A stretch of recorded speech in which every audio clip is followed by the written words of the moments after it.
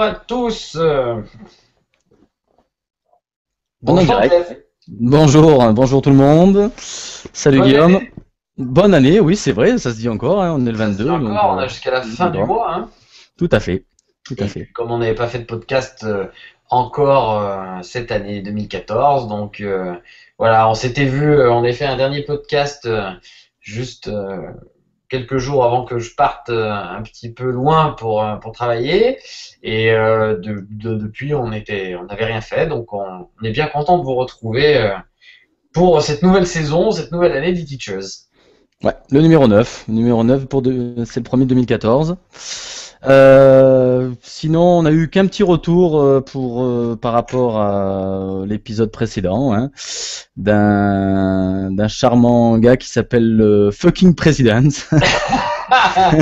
Qui nous dit, je l'ai pas inventé, hein, qui nous dit c'est vraiment bien ce que vous faites et j'aime. Voilà, je sais pas qui c'est, il se reconnaîtra. Voilà. Merci, cher fucking president. Voilà, un petit rappel, on a eu très peu de retours sinon à part celui-là. On a toujours notre communauté Google+, hein, où on peut réagir aux émissions.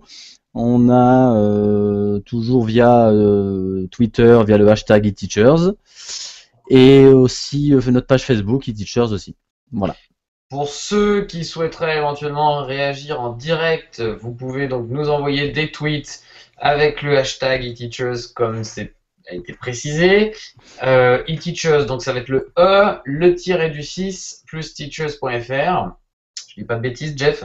Le hashtag, non, le hashtag c'est eTeachers tout accroché, tout simplement. Ah, donc je disais une bêtise. eTeachers, tout accroché. On Oui, a, si tu veux réagir en direct aussi, on peut avoir via Google Plus dans les Hangouts en direct. On peut avoir ça aussi. voilà, vous connaissez ce peut-être sur Hangout. Sur une page Google Plus si vous avez un compte et vous pourrez interagir. Sinon après, il y a il y a le chat. Oui, voilà, si on a un compte Google Plus. Pardon, j'étais un petit peu perdu. Bon, on va faire un petit coucou à nos élèves, cher Jeff, puisque on croit savoir que certains d'entre eux nous écoutent. Ouais, tout à fait. Voilà, un petit coucou. Alors d'aller vous coucher les enfants parce que demain matin 8h, apéro. Voilà, j'ai oublié juste iTunes, ce serait pas mal de mettre quelques petites étoiles sur iTunes, c'est ce qui permet de nous faire connaître. Vraiment. Voilà. Merci d'avance pour vos contributions et vos partages. Et voilà, je rappelle toujours, comme à chaque fois, que ce podcast n'a aucune volonté d'être, comment dire, exhaustif ou en tout cas d'être une sorte de modèle ou quoi que ce soit, je ne saurais dire. Voilà, il est fait dans un esprit convivial, amical. On est des profs passionnés de technologie et d'enseignement, mais voilà, c'est tout à fait convivial et abordable, j'ai envie de dire. C'est pas du tout professionnalisant. Voilà. Tu commences? Allez, c'est parti. Donc moi j'avais parlé dans un ancien épisode du Chromecast. J'ai reçu le mien. Le voilà, le petit Chromecast, voilà à quoi ça ressemble.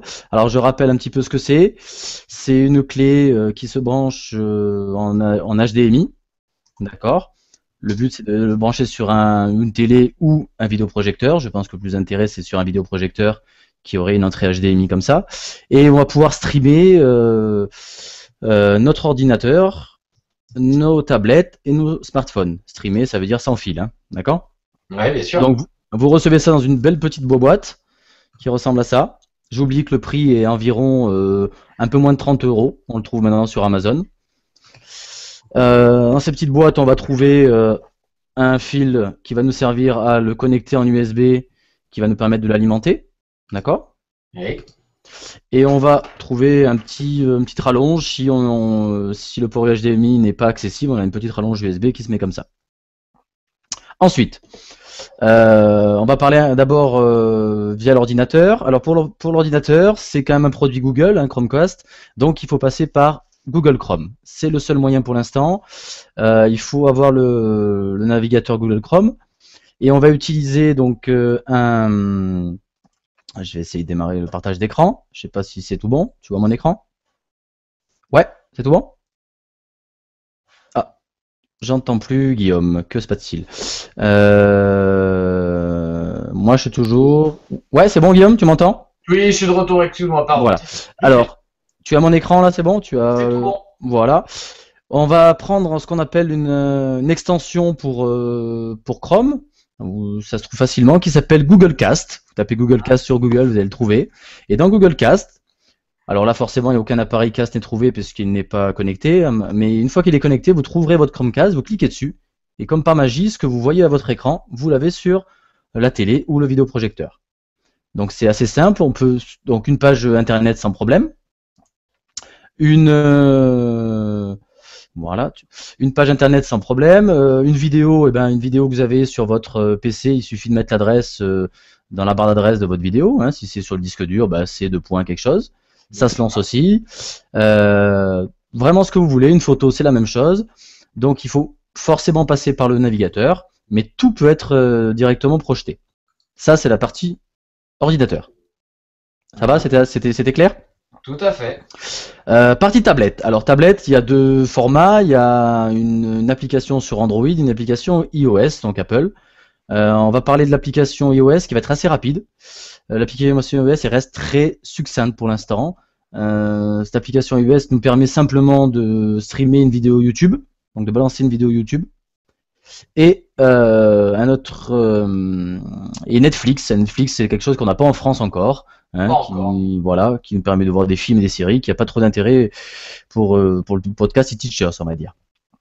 Donc voilà, iOS, ça reste encore très succinct, même si ça va se développer. L'intérêt, c'est Android, forcément, on est dans le monde Google. Ça va être alors c'est pas comme une application, ça va être comme une extension qui va se mettre dessus. Et dans pratiquement beaucoup d'applis, on va pouvoir partager via Google Chromecast. Donc moi j'ai fait l'essai sur une petite appli qui permet d'annoter une photo et qui s'appelle le nom m'échappe. Et on va pouvoir partager directement cette photo. Hein, vous avez la section partage sur Android qui est assez facile et on va partager vers Chromecast et on va voir tout de suite ça sur notre télé ou notre vidéoprojecteur. Donc c'est vrai que c'est beaucoup plus intégré Android. Alors toutes les applications ne le permettent pas encore, puisque Chromecast arrive en Europe en ce moment. Il est arrivé aux États-Unis déjà depuis un petit moment. Ça va arriver, mais c'est vraiment prometteur, hein, et surtout pour entre 20 et 30 euros, quoi. C'est surtout ça qui est assez hallucinant. Moi, j'en suis plutôt content. Via tablette, ça marche nickel. Via les vidéos, via l'ordinateur, on a un petit décalage entre le son de ce qu'on regarde sur l'ordinateur et le son qu'on a projeté. Voilà. C'est le petit défaut qu'il peut avoir. Mais sinon, tous les formats passent. Enfin, voilà, il manque plus qu'un VLC qui peut mettre ça sur Chromecast et ce serait le top. Voilà. Oh bah ça va arriver, j'imagine, non? Oui, c'est quelque chose qui est ouvert. Il y a une API ouverte, donc les développeurs vont pouvoir s'amuser dessus. Mais c'est vraiment très prometteur et vraiment c'est. Je veux dire, c'est vrai que c'est quand même assez bluffant de se dire qu'aujourd'hui, pour 30 balles, finalement, on peut avoir le moyen de diffuser le contenu de son ordinateur ou de sa tablette sans fil sur un écran, certes équipé d'une connectique HDMI, donc que ce soit un vidéoprojecteur ou une télé récente, même si maintenant elles le sont toutes équipées de HDMI. C'est quand même assez hallucinant quand on pense au début à ce qu'il fallait faire pour pouvoir projeter. Voilà, ça reste. Moi, je trouve ça assez bluffant pour ce prix-là. Non, Bon, et puis ça marche vraiment très très bien, quoi. C'est ça. Hein. Moi, exactement. j'ai essayé de, je sais pas si t'as déjà essayé sur les TV connectées de streamer quelque chose. Ça marche toujours moyennement. Et là, un petit appareil comme ça, enfin voilà. Bon, voilà. Il existe l'alternative chez Apple qui est plus chère. Les Ouais, mauvaises mais langues diront, comme d'habitude. annonce le prix, quoi. Voilà, ouais, qui coûte 100 euros. Mais bon, Voilà. ça fait pas que ça. Ça fait pas que ça non plus. C'est ce qu'on appelle l'Apple TV, qui a un plus gros boîtier et ça fait quand même beaucoup d'autres choses. Mais effectivement, on s'en sert. Et on s'en sert quand même souvent pour faire que ça. Donc je reconnais. Moi, je pense que je vais revendre mon Apple Non, mais pour acheter ça. Parce que disons que le Chromecast, quand le monde de l'éducation va commencer à s'en mêler vraiment, je pense qu'il va avoir de très bonnes choses. Voilà, c'est ce que je pense là-dessus. oui, après, quel intérêt pour nous dans les écoles quand on est de toute façon équipé en vidéoprojecteur et d'un ordinateur lié, si ce n'est éliminer le fil, quoi. Enfin, bon. Oui, c'est vrai, il faut que ce soit connecté, mais est-ce qu'il y a encore tous les collèges qui sont le vidéoprojecteur au plafond, des choses comme ça? Je sais pas, ça, voilà. Oui, oui, non, non, mais en tout cas, c'est une belle promesse d'avenir Voilà. Et pour, euh, alors je sais pas, je vais peut-être pas dire des bêtises, mais il me semble que ceux qui n'ont pas de connecteur HDMI, il existe des connecteurs qui transforment l'HDMI soit en petit RCA, un truc comme ça, il me semble, hein. Je vais pas dire de bêtises, ouais. mais il me semble que ça existe, hein. À chercher. Euh, ouais, très bien. Voilà, j'ai fini sur le Chromecast. Super. Merci, merci pour le Chromecast. Je vais enchaîner rapidement avec un petit quelque chose. J'en profite pour faire, j'aime pas faire ça, mais je vais faire un petit coucou à deux amis à moi qui sont pas vraiment issus du monde de l'éducation, mais qui nous regardent. C'est gentil les gars, merci. Ils sont dégoûtés, ils n'ont pas trouvé le chat pour pourrir le podcast. T'as- t'as- Euh, tu devais le faire, c'était un pari, c'est ça, non? non, même Non, même pas. pas. Voilà, c'est rigolo. J'enchaîne tout de suite avec une petite solution relativement utile pour tous ceux qui souhaitent faire de l'édition de médias directement en ligne sans installer énormément de logiciels ou je sais pas quoi. Voilà. Aujourd'hui, on connaît tous le problème des formats informatiques quand on travaille un petit peu avec ça. Il en existe énormément et on se retrouve souvent avec des fichiers qu'il faut convertir. Voilà, on a déjà peut-être parlé un petit peu de ça dans différents podcasts. Aujourd'hui, moi, je voulais vous parler des solutions qui existent qui ne demandent aucune installation de logiciel, que ce soit pour éditer de l'audio, des logiciels comme Audacity ou quelque chose comme ça. Vraiment, si vous souhaitez simplement couper, coller pour l'audio des petits bouts ou convertir des formats de fichiers. Pareil, couper, coller de la vidéo, ne garder que le début, la fin. Il existe vraiment des choses très, très, très pratiques. Et je vais vous parler, par exemple, si je retrouve, bien évidemment, c'est toujours là que ça déconne. Voilà. D'un convertisseur en ligne pour l'audio qui s'appelle online-audio-converter.com. Je vais essayer de partager mon écran. Tu vas me dire, Jeff, si tout fonctionne. C'est des alertes Alors, directes. Pour l'instant, j'ai rien, hein. Ça y est, et c'est bon. là, Tout est bon. Tu peux y c'est aller. tout bon. Super. Donc, comme vous pouvez certainement le voir sur mon écran, vous avez une première étape où on va vous demander d'uploader votre fichier. Voilà, il est possible de synchroniser directement avec avec tout simplement Google Drive, les Dropbox ou tous les systèmes de cloud. Vous choisissez ensuite le type de format qu'il vous plaît. Vous avez des choses directement prévues comme la sonnerie iPhone, j'ai trouvé ça assez drôle. Vous pouvez quand même régler quelques paramètres de compression et hop, convertir.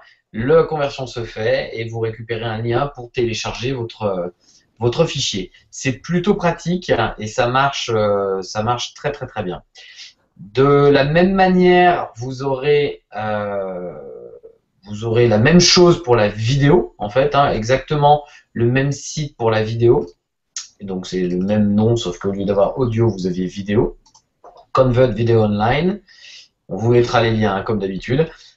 Exactement le même fonctionnement. MP4, AVI, MPEG, FLV, 3GP, Apple, Android, Samsung, BlackBerry. Voilà, vous pouvez vraiment choisir le type de format qui vous va. Alors, maintenant, on s'aperçoit qu'on c'est plus des formats qu'on transforme, mais des marques. Moi, ça me fait toujours rire quand je dis qu'on peut transformer en Samsung ou en BlackBerry. Mais bon, ça C'est vrai. c'est un format bien sûr derrière. Voilà pour les convertisseurs. Rapidement, vous parler de deux petits éditeurs qui font voilà, il y en a un qui va vous permettre de couper de l'audio, un autre qui va vous permettre au contraire de fusionner de l'audio. Voilà, donc celui-ci s'appelle mp3cut.net. En fait, c'est tout la même, c'est à peu près tous la même société d'édition, j'imagine, de logiciels de développement qui se ressemblent beaucoup. Vous avez juste à déplacer votre fichier, vous aurez ensuite une petite une représentation graphique du son, hein, comme on a l'habitude de le voir dans le logiciel comme Audacity par exemple qui va apparaître, et vous pourrez choisir le timing de départ, le timing de fin pour couper exactement ce qui vous intéresse. Et de la même manière, avec le dernier site dont je vous parle, qui s'appelle Audio joiner.fr. Vous allez pouvoir faire l'inverse, à savoir prendre plusieurs fichiers et les relier pour n'en faire plus qu'un seul. Voilà. Alors bon, pour ceux qui utilisent déjà pour ceux qui utilisent déjà les outils comme Audacity ou comme d'autres éditeurs audio assez simples d'installation, ça sert à rien. Vous allez me dire ça n'a aucun intérêt. Par contre, si vous êtes à un moment dans un lieu ou dans un endroit où vous n'avez pas vos logiciels installés, ou si vous êtes sur plusieurs machines et que de toute façon vous en faites assez peu et que vous n'avez pas besoin d'installer une grosse bécane, je vous rappelle que dans Audacity, il faut en plus télécharger un encodeur qui exporte un MP3, c'est pas fait de manière native. Bon, moi j'ai beaucoup de collègues souvent qui me disent mais t'as pas un truc vraiment rapide, on veut juste copier-coller, on veut juste faire ci ou ça, convertir. Voilà, je pense que c'est une bonne réponse à ce genre de choses dont on aurait besoin. Voilà. Ok, très bien. Non, Ça t'inspire? ouais, bah ouais, la partie audio, c'était clair, c'était bien. J'ai envie de dire que, pour terminer, j'ai envie de dire que c'est... Ah, j'aime pas cette expression, j'ai envie de dire, mais pardon, j'ai envie de dire que de dire. Je trouve que ça s'applique surtout à la vidéo, parce que finalement, l'audio, effectivement, les logiciels comme Audacity, des petits éditeurs audio, c'est assez rapide à installer, ça pose pas trop de problèmes. Par contre, dès qu'il s'agit de traiter de la vidéo, là, c'est un peu plus compliqué, les gens sont moins à l'aise, connaissent moins, et souvent, la plupart du temps, ils souhaitent juste copier-coller ou copier, enlever du début, enlever la fin, enfin faire des montages assez simples, et ça répond bien à ce problème-là. Et ton dernier outil, là, ne faisait pas la vidéo de lui. Alors, il y en a un autre dans le même style qui fait la vidéo. Il est présent en fait, chaque site que j'ai cité amène les liens vers les autres et il y a la même chose pour la vidéo aussi. Si on peut éditer et copier la vidéo, tout à fait. D'accord. Plusieurs vidéos et tout. Oui. Ah, bien, d'accord. Bon, alors, le problème toujours, oui, c'est qu'il faut tout envoyer en ligne, la vidéo, et il faut avoir une bonne connexion, quoi. Oui, voilà. Oui, je pense que c'est quand même pas fait pour faire du montage, on est bien d'accord, mais si vous avez téléchargé une vidéo YouTube et que vous voulez l'enchaîner avec une autre pour éviter de, je sais pas. Ouais, mais je pensais même aux élèves, hein. Je pensais peut-être faire travailler directement là-dessus en ligne. Si tu envoies les vidéos avant, c'est quelque chose qui peut se faire avec un bon débit, hein, non? Complètement. Ouais. Complètement. Bon, très bien. Voilà, je te laisse enchaîner. Ouais, alors je vais parler MOOC, puisqu'en ce moment c'est le mot qu'on entend partout, non, dans le monde de l'éducation. MOOC, je rappelle, on avait fait un petit... Pardon Jeff, je te Vas-y. coupe parce que Ouais. je viens d'avoir quelque chose d'assez intéressant à un ami là qui me revient un petit peu sur le Chromecast puisque je crois que le direct n'est pas très en direct Ouais. et qui parle notamment en fait de l'intérêt du fait que si par exemple un seul Chromecast est branché sur un vidéoprojecteur en classe, est-ce que du coup les élèves peuvent streamer le contenu de leur tablette? Est-ce qu'on peut streamer en gros 28 tablettes sur un seul Chromecast? Alors 28, je sais pas, mais il n'y a pas de limite normalement, hein. On peut n'importe quelle tablette peuvent être connectée au Chromecast, ouais, tout à fait. Alors ça, c'est vraiment intéressant. Moi, je pense à mon expérimentation tablette pour le moment, parce que plutôt que d'aller installer des logiciels de recopie vidéo, comme on connaît à distance, comme des Quick View, je sais pas quoi, on peut demander à l'élève d'afficher le contenu de sa tablette en un clin d'œil, quoi. Ben oui, il suffit de partager Chromecast, voilà, tout simplement. Après, comme je disais, beaucoup d'applications n'ont pas intégré ça encore, hein. Voilà, mais ça va venir, hein, ça va venir. Ok, très bien, ça marche. Voilà. Donc je disais, j'avais parlé MOOC, on avait fait une petite émission déjà sur les MOOC il y a un petit moment.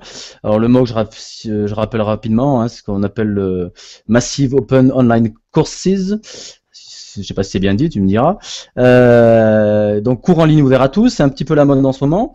Et il y a donc le ministère de l'Enseignement supérieur et de la Recherche qui a lancé quelque chose qui s'appelle Fun, où c'est des cours gratuits, hein, donc comme son nom l'indique dans les MOOC. Depuis octobre 2013, il a lancé ça et qui permet donc d'accéder à des cours à des grandes écoles, hein, du supérieur. Hein. Si je prends quelques exemples d'écoles qu'on retrouve sur les cours, et ben on va avoir donc Sciences Po, Institut Mines, l'école polytechnique, certaines que je connais même pas, École centrale de Paris. Enfin voilà, donc beaucoup de cours. On s'inscrit dessus. Et on a toute une série de cours, certains même avec un diplôme derrière. Alors, je sais pas à quoi vraiment quoi correspond vraiment le diplôme, mais bon, voilà, avec même un examen sur certains, j'ai vu, hein, un examen qui devrait être en ligne. Donc j'étais curieux de ça. Moi, je vais tenter le truc. Donc je me suis inscrit à un cours, quelque chose qui m'intéressait, hein.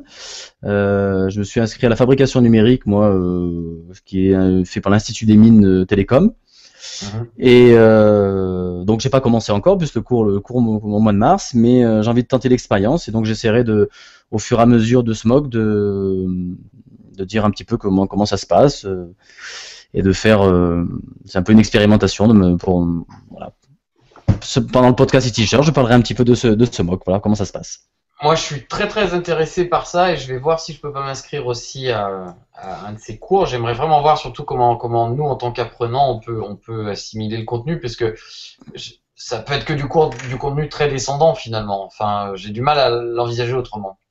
Ah, le retour, s'il y a de l'interactivité, etc. Ouais. Et ben voilà, ça c'est un peu pour ça que je fais cette expérience, quoi. Voilà, en plus c'était un sujet qui m'intéresse, donc je me suis dit on va se lancer. Ouais, ouais, Voilà. en tout cas, c'est vraiment très intéressant comme idée. Donc, ces fameux MOOC ou MOOC là, Massive Open Online Course, ou alors l'inverse, Massive Online Open Course. Euh, j'ai hâte de voir si ça va vraiment sur la longueur tenir ou pas, en fait, parce que on en parle beaucoup, beaucoup.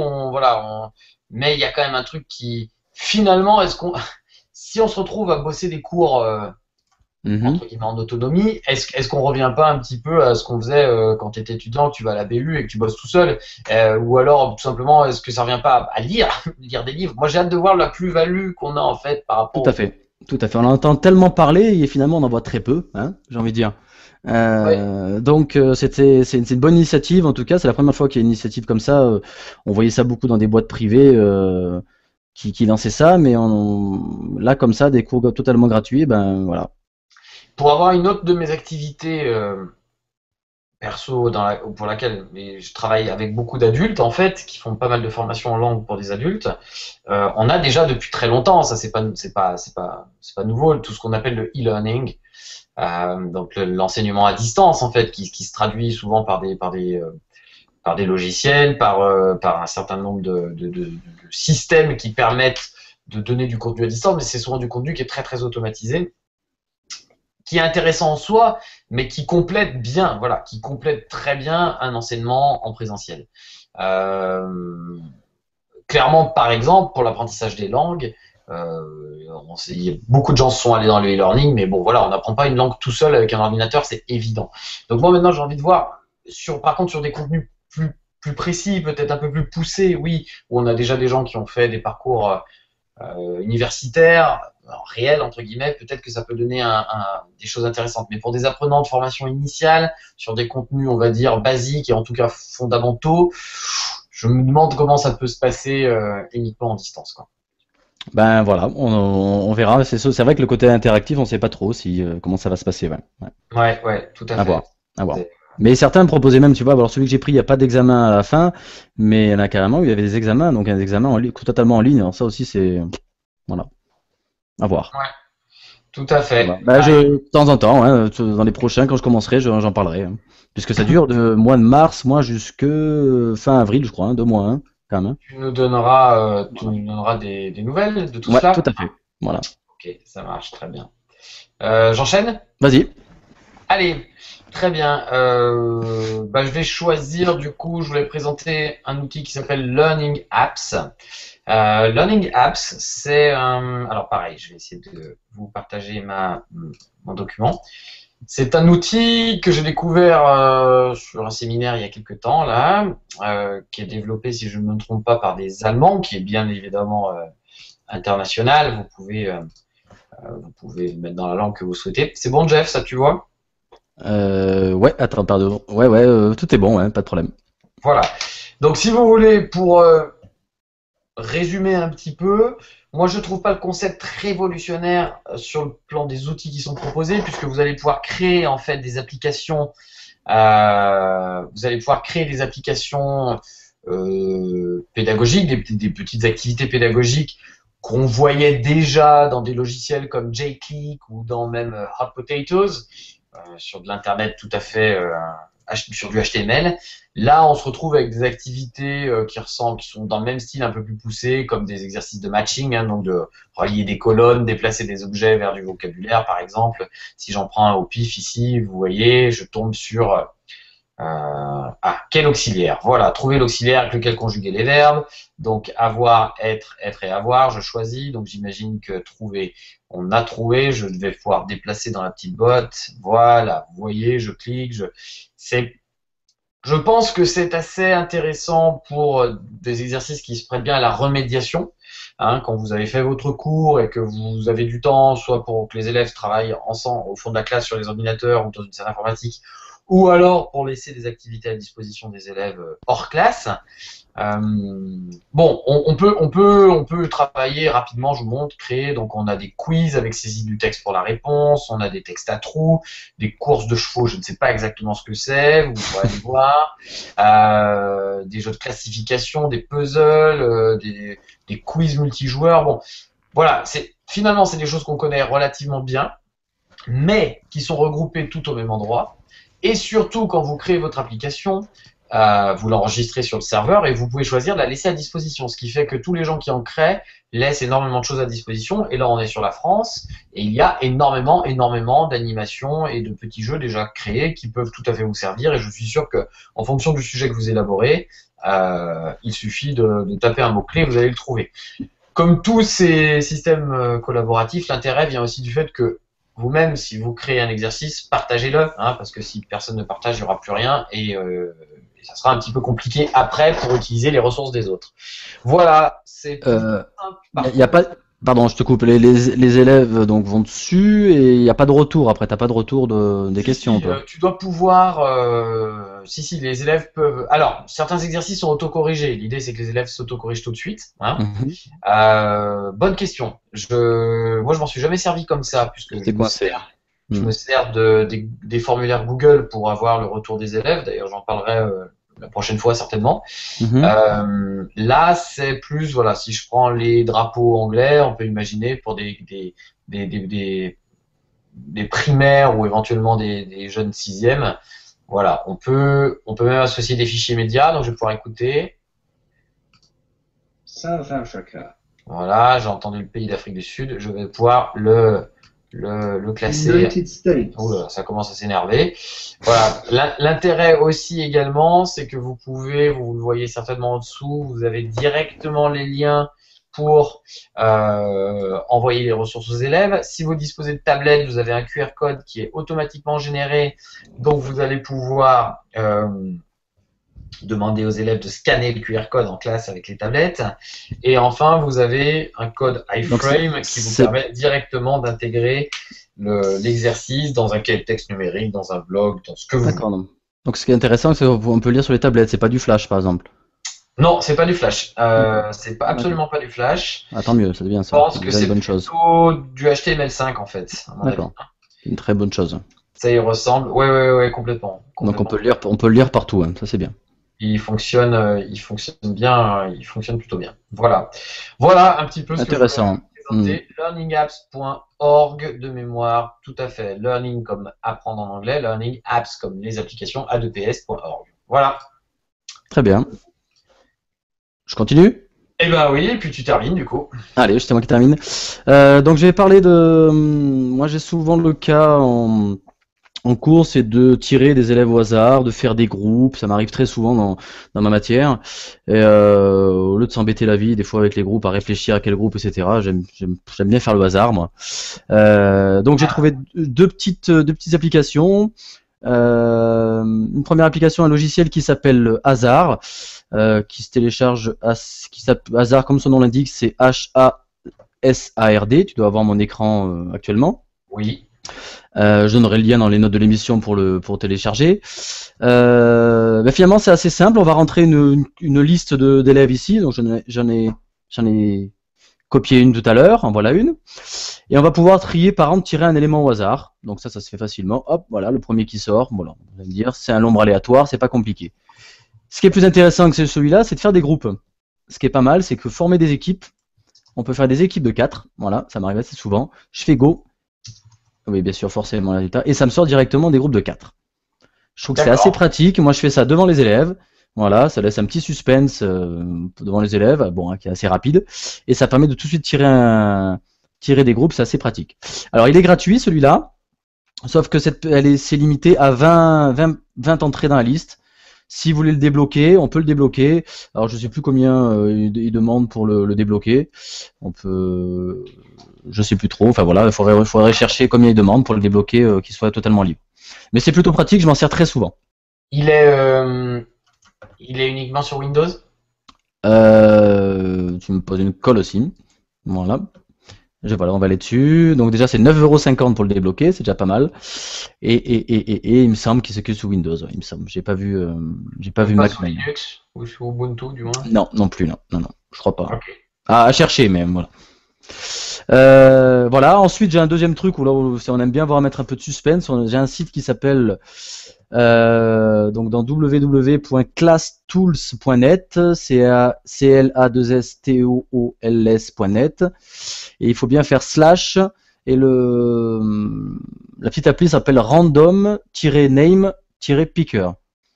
C'est simple aussi. On va faire ici, on va cliquer sur Edit, on va rentrer notre liste d'élèves, on va faire Submit, et comme par magie, on va cliquer sur la roue tourne, et là c'est un petit suspense dans la classe qui va être interrogé, et vous avez directement, ça laisse un bon suspense, ça va, elle tourne la roue là, c'est bon?